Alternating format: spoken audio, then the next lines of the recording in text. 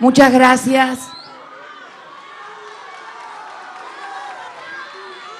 Una cosa nada más.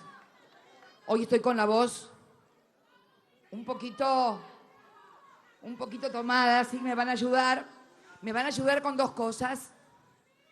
Me van a ayudar, sí, claro que con muchas cosas más, pero con dos cosas sobre todo. La primera, que no tenga que esforzar demasiado la voz. Y la segunda, mientras estaba haciendo antesala, escuché algunas cositas.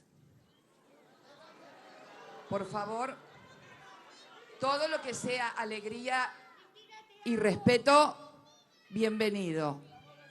Todo lo demás lo dejamos en casa, por favor. Gracias.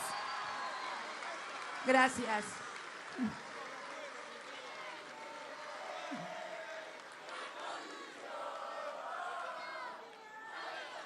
Gracias, gracias, gracias.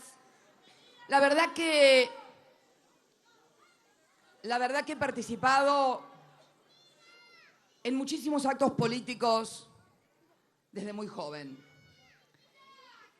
Como militante y luego, ya un poco más grande, durante el advenimiento de la democracia y especialmente cuando tuve que subirme a un palco o a una tribuna por responsabilidades institucionales, he participado en muchos actos, pero la verdad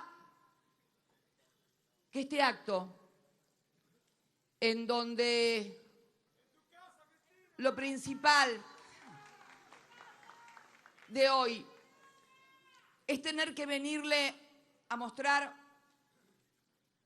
a los bonaerenses primero, a los argentinos después y al mundo después, un acta de escrutinio definitivo. Un acto con un acta de escrutinio definitivo debe ser el primer acto. ¿Y saben por qué? Porque es también la primera vez en la historia que el que gana en el escrutinio provisorio no ganó en el escrutinio definitivo. Es también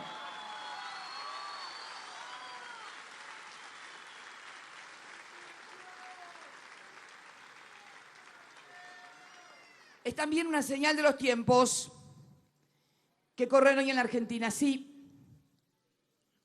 para decirlo con todas las letras, es la primera vez en la historia electoral nacional que un acta de escrutinio definitivo da como ganador al que había aparecido como perdedor en el escrutinio provisorio.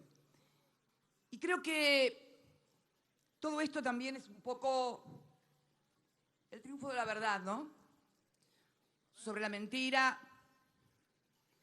sobre la manipulación. Después de 17 días, recién hoy los argentinos y el mundo se han enterado qué pasó en las elecciones primarias y obligatorias del 13 de agosto. Ganó, ¿en qué quedamos?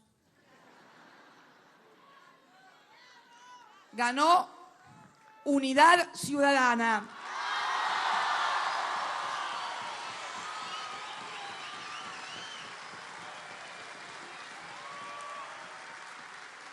Ganó Unidad Ciudadana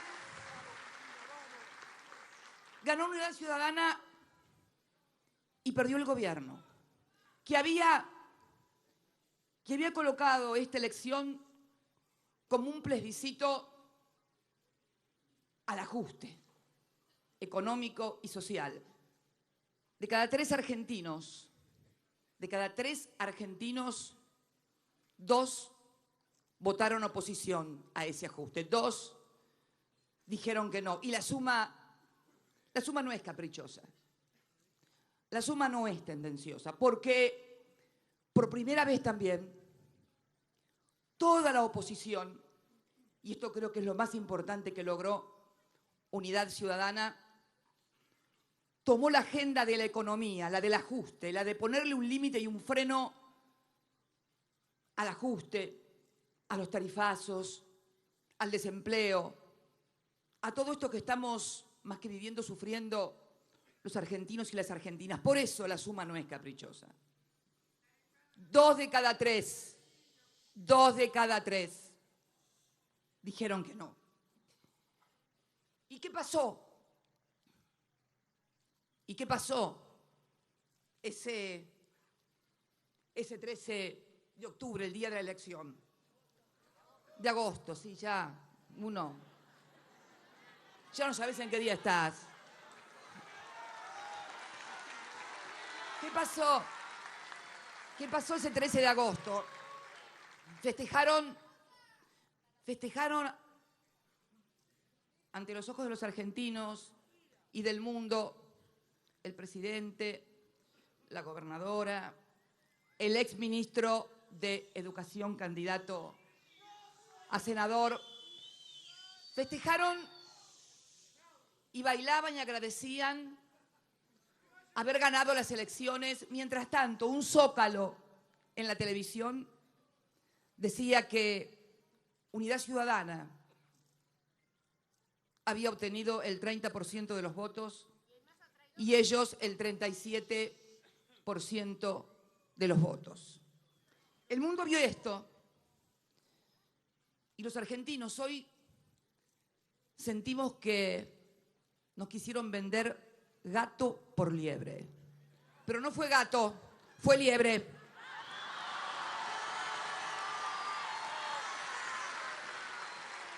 Tuvimos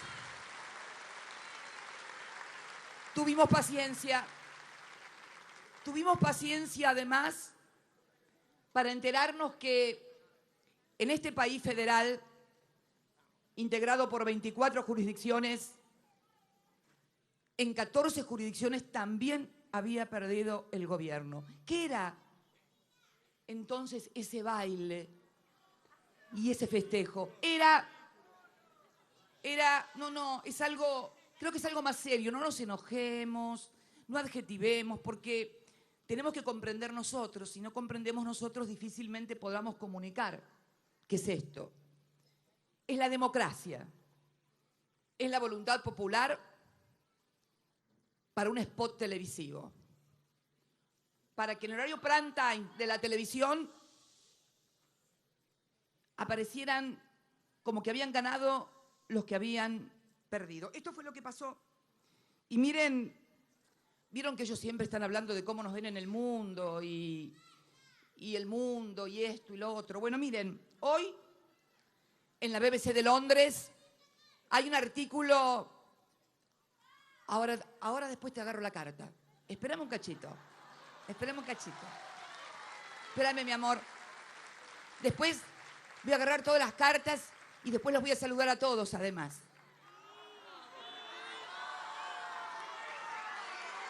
Tengan paciencia, che. Yo estuve hasta las 4 de la mañana el 13 también.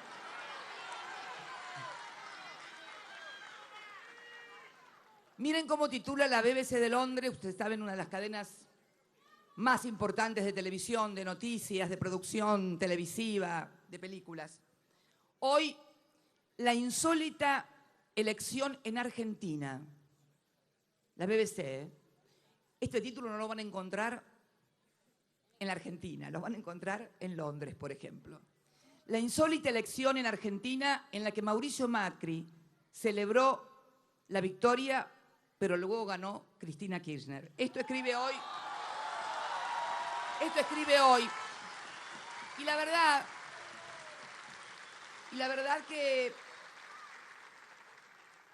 verdad que tuvimos paciencia, fuimos responsables, pero la verdad que imagen en el mundo, ¿no? La gente no puede, es muy difícil. No gritemos, por favor. No gritemos. La verdad que debe ser muy difícil entender para un alemán, por ejemplo. Me imagino un señor alemán sentado hoy frente a la televisión. Ese hombre seguramente se fue con las imágenes de la noche del domingo. 7 puntos de diferencia, todo el mundo saltando, festejando y diciendo gracias y saludando. Bien. Entonces, hoy ese señor alemán, o ese señor inglés, o cualquier otro lugar del mundo del que quieren conquistar y seducir, quiero decirle al gobierno que no se seduce así, que se seduce fundamentalmente teniendo buena gestión y dándole garantía a los inversores de que hay responsabilidad institucional en el país y que también se respetan los mecanismos electorales que no se respetaron, desgraciadamente, en esta elección. Y me veo también en la obligación de hablar de manipulación, no solamente en la información. Descubrimos modificaciones, falsificaciones en telegramas, mesas amañadas, presidentes designados a dedo que eran marcadamente simpatizantes del gobierno, la Gendarmería Nacional actuando casi como un fiscal general del gobierno. Miren, sobre ese tema, sí, pero sobre ese tema, miren, hay algo que es muy claro. Sería muy fácil para mí, hoy, acá, redituable políticamente, de repente, echarle la culpa a la Gendarmería. Pero ¿saben qué? La Gendarmería que está hoy es la misma Gendarmería que estaba hasta el 2015. ¿Qué es lo que cambió? ¿Qué es lo que cambió? Cambió el gobierno y el que le da las órdenes. Y los militares reciben órdenes. Las fuerzas de seguridad reciben órdenes. Así que, por favor, a Dios lo que es de Dios y al César lo que es del César. Por eso creo que para octubre vamos a reiterar todos los pedidos que hemos efectuado ante la justicia electoral y que la mayoría de ellos, por lo menos los más importantes, no fueron otorgados. ¿Qué es lo que queremos? Y lo dejo aquí formalmente planteado desde la oposición. Queremos poder acceder a una auditoría del software en el cual ingresan los datos.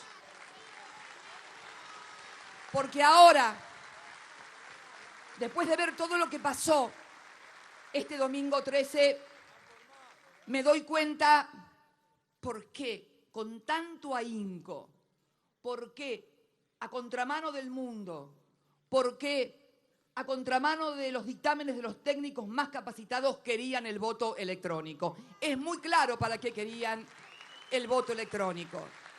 Creo que ha quedado demasiado claro. Por eso queremos una auditoría completa de software, más todas las garantías que hemos solicitado y que muchas de ellas no se cumplimentaron. ¿Y qué pasó después?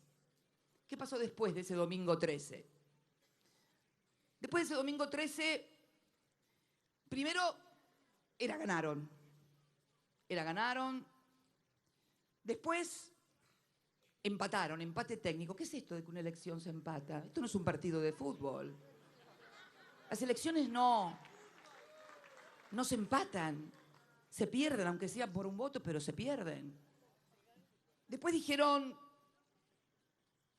por un puñado de votos, 20.324 votos, por un puñado de votos. ¿Saben por cuántos votos ganó Kirchner la intendencia de Río Gallegos, donde comenzó su largo camino? ¿Saben por cuántos? 111 votos apenas. Por esa cantidad de votos, Néstor Kirchner llegó a intendente. Miren si son importantes los votos y los números.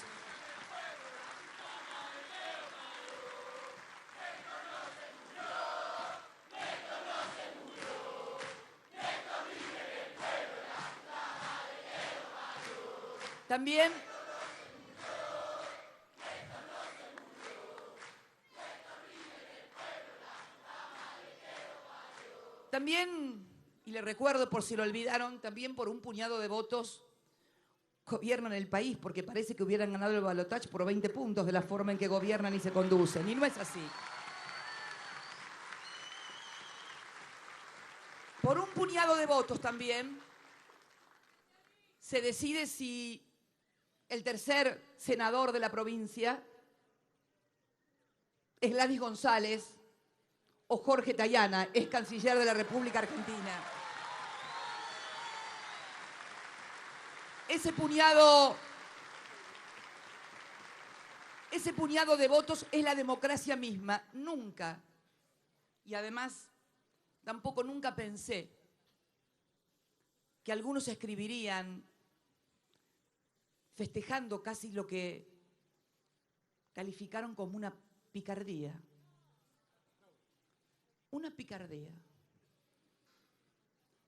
Miren qué picardía fue, que es la primera vez que tenemos un certificado definitivo distinto del provisorio. Miren cómo hubiera sido. Es la primera elección nacional que tienen que controlar. Bajo nosotros se controlaron 3 elecciones nacionales parlamentarias y 3 presidenciales. Una de ellas, Néstor, cuando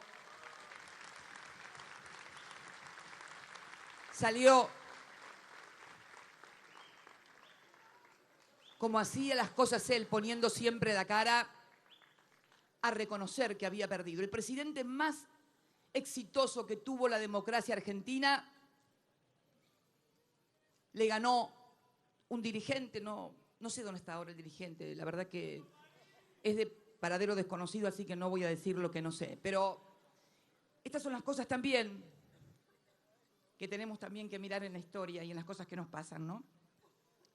Entonces creo que todo esto que pasó debe llevarnos a analizar, como dirigentes políticos con responsabilidades institucionales, qué diferente tratamiento se hace de las cosas. Imaginen por un instante si hubiéramos hecho esto cuando Néstor era el candidato a diputado, y salió hidalgamente enseguida a reconocer. ¿Qué hubiera pasado? Bueno, de hecho, denunciaron fraude con manifestaciones y movilizaciones en una provincia argentina que finalmente no fue tal y en la que habían ganado, o perdido, mejor dicho, por 17 puntos. Por eso creo que debemos estar muy atentos y también por eso creo que en síntesis resultó premonitoria mi recomendación a los fiscales aquella mañana en sus teléfonos. ¿Qué se viene en la campaña ahora? ¿Y qué se viene en la campaña para después de las elecciones? Yo creo que uno de los éxitos más grandes que tuvo Unidad Ciudadana fue el de instalar la agenda económica. Pero después pasaron cosas. Después pasó el comportamiento electoral del gobierno con respecto a las elecciones y todo lo que sucedió. Después también hubo un hecho, una gran movilización convocada el 22 de agosto por la Confederación General del Trabajo, en donde de repente, porque se hace la movilización, los que hasta ayer eran buenos pasan a ser malos, simplemente por el hecho de que plantearon una movilización. Y luego, el tercer hecho importante, yo creo que el más grave, el más terrible, el más doloroso, es la desaparición forzada de Santiago Maldonado. Y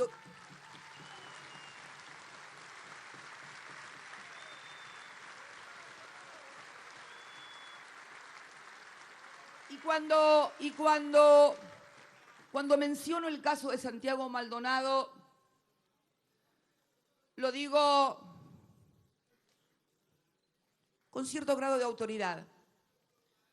En febrero del 2017 se cumplieron 10 años desde que, junto con Jorge Tayana, cuando era canciller de la República Argentina, y yo era senadora también por la provincia de Buenos Aires, viajamos a París para firmar la Convención Internacional sobre Desaparición Forzada de Personas. Y por esas cosas de la vida, hoy, 30 de agosto se recuerda el Día Internacional de las Víctimas de la Desaparición Forzosa. Por eso nuestro compromiso, el de Jorge, el mío, el de Unidad Ciudadana, no es ocasional ni es de discurso, es de convicciones profundas que voy a contar aquí en La Plata de esas cosas. Por eso digo que, así como dijimos que durante la campaña previa a las PASO teníamos que ponerle un límite a la cuestión económica, estos nuevos hechos revelan que nos han corrido de vuelta el arco. Ya no solamente es la cuestión económica. El durísimo ajuste económico que se está viviendo y lo que se viene después de octubre. Han diferido el pago de las facturas de la luz y del gas, el 50%, y el aumento, todo para después de las elecciones. Es como una suerte de conteo de aumentos para después de las elecciones, más o menos como hicieron con el escrutinio provisorio en la madrugada del domingo y del lunes. Creo entonces que tenemos un triple desafío. El económico, que sigue lacerante e increciendo. Más allá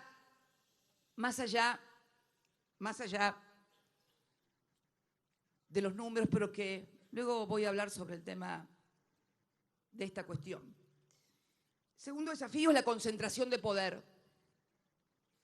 Estamos frente a un gobierno con una inmensa, inaudita e inédita concentración del poder del Estado Nacional, de la provincia de Buenos Aires, de la ciudad de Buenos Aires, al que también se le suma todo el poder privado concentrado, mediático, económico, financiero, internacional también.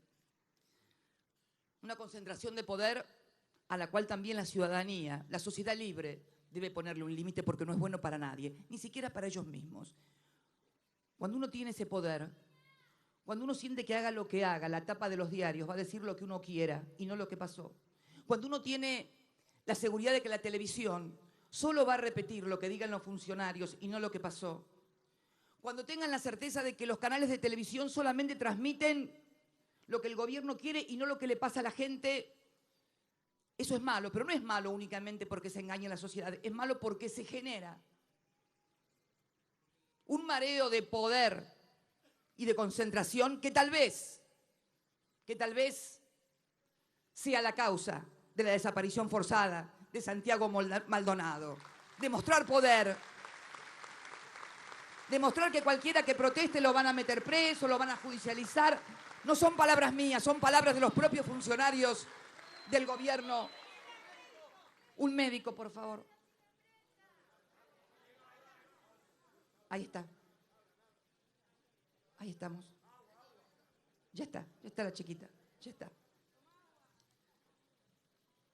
Concentración de poder y finalmente, cada vez que hay una concentración de poder, hay un deterioro de la democracia, hay una democracia en emergencia. Por eso creo que se ha sumado a ese límite del freno a la economía también la necesidad de que el gobierno garantice que los que se le oponen, que los que no comparten lo que él piensa, lo que él dice, que el que movilice en una calle no es un enemigo ni una enemiga, es un ciudadano que tiene derecho a manifestarse libremente, como siempre lo hemos hecho.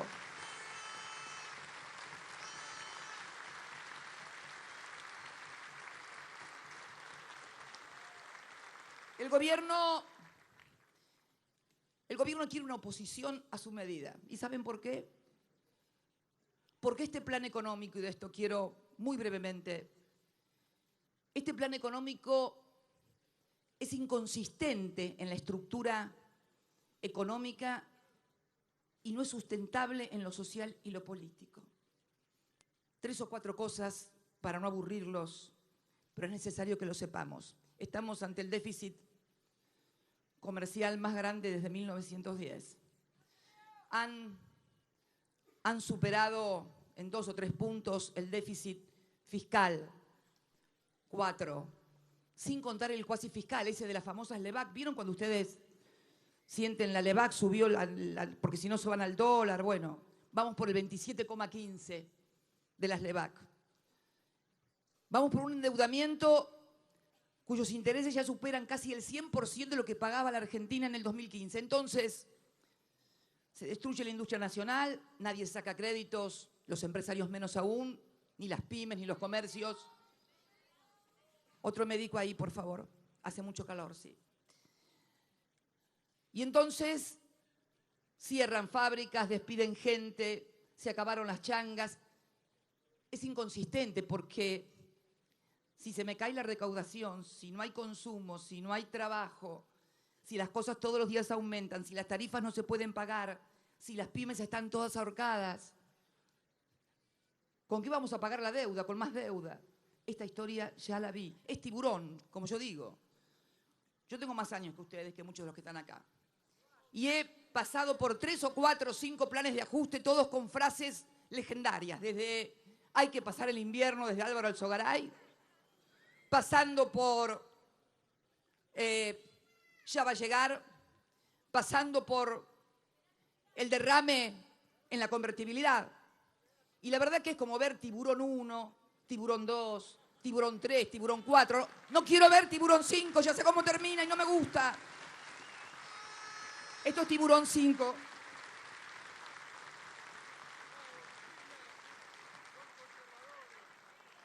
Quieren por eso una oposición anestesiada, pero la mayoría dijo que no. Y la pregunta es que cuando la gente vota, no solamente vota para darle mensajes al gobierno, también vota para darle mensajes a la oposición.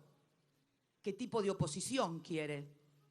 Yo creo que en esta elección, además de decirle no al ajuste, también definió un modelo de oposición, claramente. Y esto no significa despreciar a ninguno de los ciudadanos y ciudadanas que han votado otras opciones de la oposición. Simplemente significa analizar dónde podemos realmente y quién está en condiciones de ponerle un límite y un freno al gobierno. El otro día, para dar un ejemplo,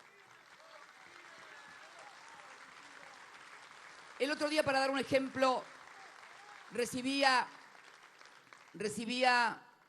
a las trabajadoras de PepsiCo para ser más exactas, y me dejaron un proyecto de ley sobre lo que proponen, sobre lo que proyectan, sobre lo que fue su planta y su lugar de trabajo. Y pregunto yo, ¿quién piensan que puede tener la representación, la fuerza y la entidad para tratar este y tantísimos otros proyectos y tantísimas otras cosas que necesitamos? Somos más. La oposición en general es más en la calle, es más en las urnas. Necesitamos además que también seamos más en las instituciones de la democracia. Esto es fundamental.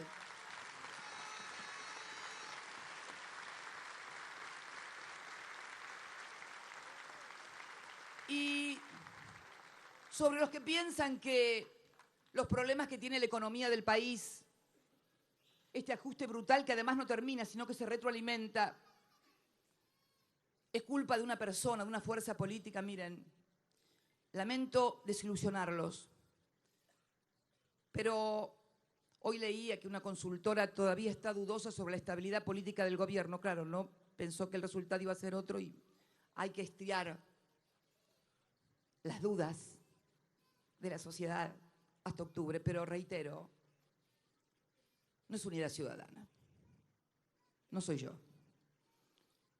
Es este plan económico inconsistente e insustentable que el gobierno, por el bien de los argentinos e inclusive por sí mismo, debe cambiar. Por eso decimos que debe cambiar. Y las facturas, lo que recién contaba de las facturas, el presupuesto que seguramente espero que sea remitido como marca la Constitución al 15 de septiembre, para que podamos ver cuál es lo que se proyecta para la Argentina del año 2018. Cuando uno ve todas estas cosas, cuando uno ve lo que pasa, el formidable blindaje mediático, se para frente a lo que hemos hecho, Unidad Ciudadana.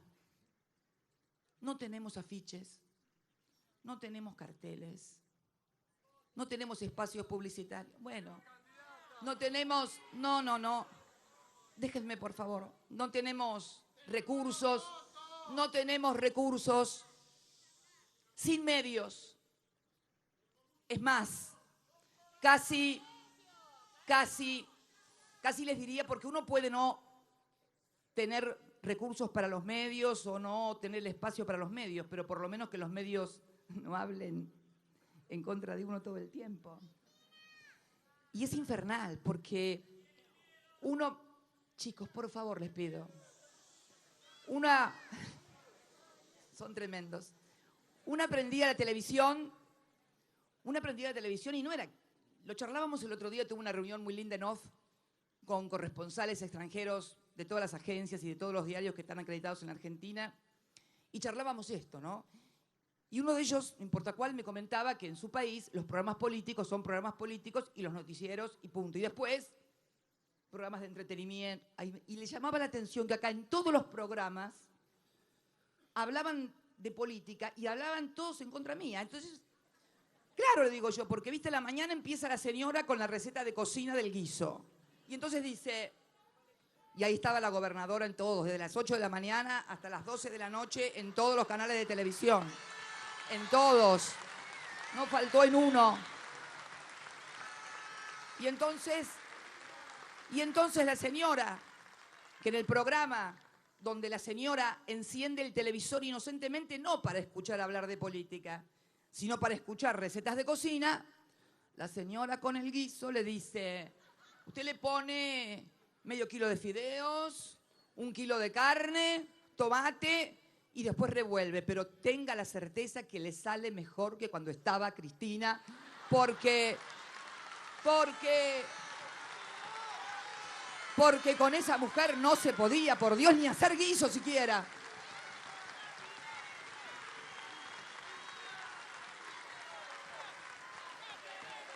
Entonces, digo, una hazaña democrática, porque realmente nuestra victoria es una hazaña democrática. Y ahora, hoy leía, mira vos, ¿no?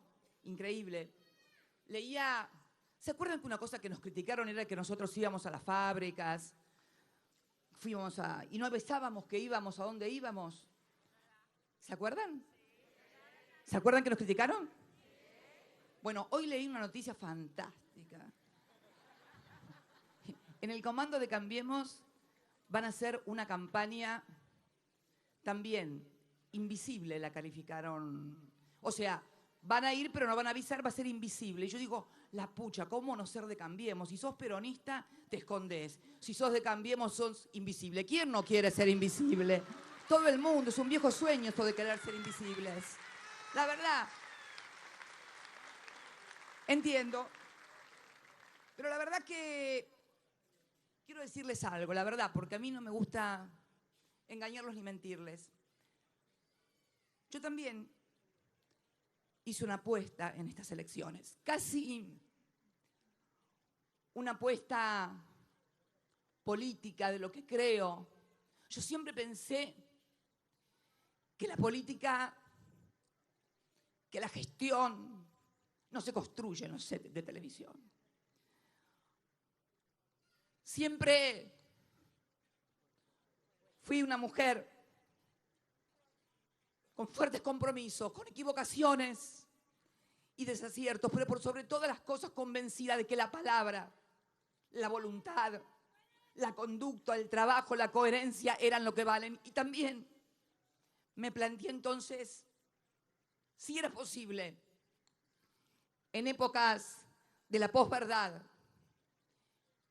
en épocas de la posmodernidad, si era posible ganar una elección sin pisar un set de televisión. Y lo hicimos. Y lo hicimos.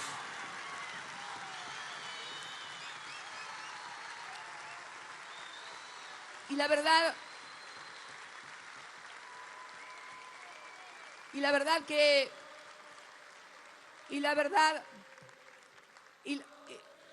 no, por favor. Y la verdad, por favor. No, por favor. La verdad que no es nada ni contra la televisión, al contrario, es un instrumento de una industria importante, da trabajo a la gente, genera contenidos. No es una crítica a la televisión, es una crítica a los políticos. No es una crítica ni a los periodistas, ni a los medios, ni a los canales de televisión. Ellos siempre tienen el espectáculo y es natural. El problema es considerar a la política como un espectáculo y no como una construcción social e institucional.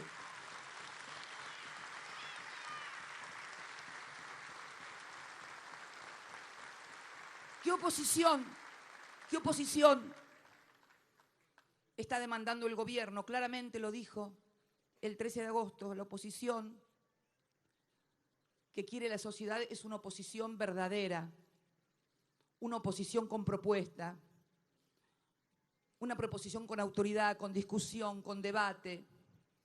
Me parece que este es el mensaje que también le dio la oposición la sociedad argentina este 13. Y también el otro mensaje es que todos hablaron de ponerle un límite, todos hablaron cuando visitábamos una fábrica, cuando íbamos a un comedor, cuando íbamos a una universidad, de ponerle un límite.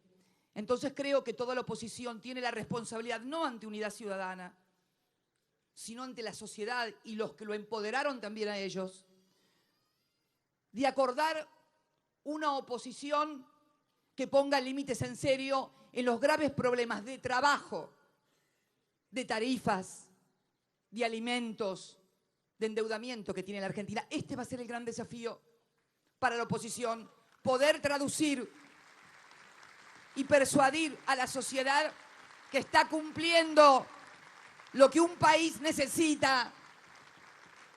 Esto es central.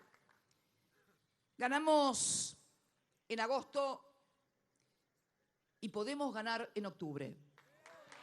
Pero no, sin exitismo. El exitismo es mal consejero. El exitismo es el padre de las derrotas. El triunfalismo no le sirve a nadie, solamente a los que quieren que perdamos. No se equivoquen. Y digo que Podemos, porque en el Podemos no están solamente quien habla y quienes me acompañan. En el Podemos tampoco están únicamente los que hoy se han acercado acá. No, sabemos. En el Podemos ganar y el poder poner un límite al gobierno están todos, los ciudadanos y ciudadanas. Por eso, hoy desde aquí, convocamos a una campaña ciudadana. ¿Qué es una campaña ciudadana? Simple, pero profunda.